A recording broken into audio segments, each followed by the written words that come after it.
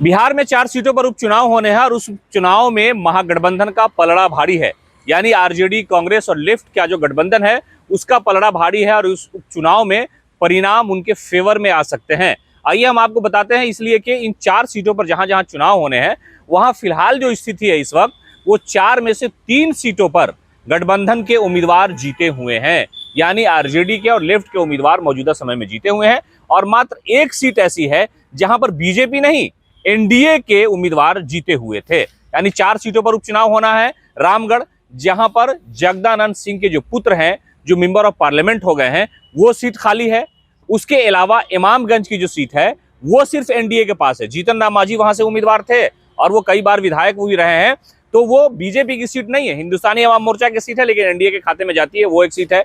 बेलागंज जो है वो आरजेडी के खाते में है। उसके अलावा जो तरारी है वो लेफ्ट के खाते में है। सुदामा प्रसाद वहां से विधायक हुआ करते थे, उन्होंने लाल झंडा वहां लहराया था, लेकिन अब वो आरा के मेंबर ऑफ पार्लियामेंट है। आर के सिंह को उन्होंने चुनाव हराया था।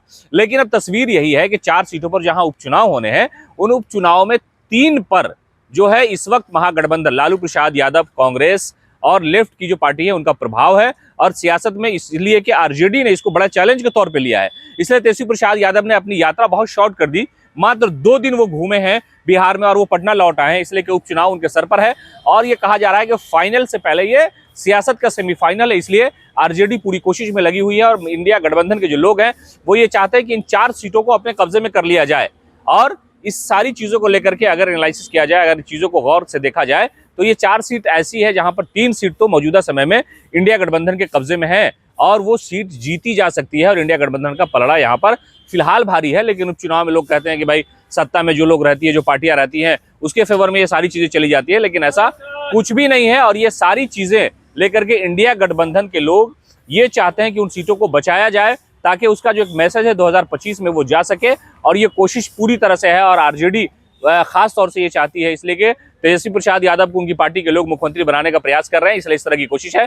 तो ये कुल मिलाकर कहा जा सकता है 4 सीटों में से 3 सीट ऐसी है जिस पर इंडिया गठबंधन का कब्जा है और इस उपचुनाव में इंडिया गठबंधन का, आरजेडी का, तेजस्वी यादव का दबदबा बरकरार रह सकता है। पनोरमा ग्रुप, जो सोचता है वो करता है।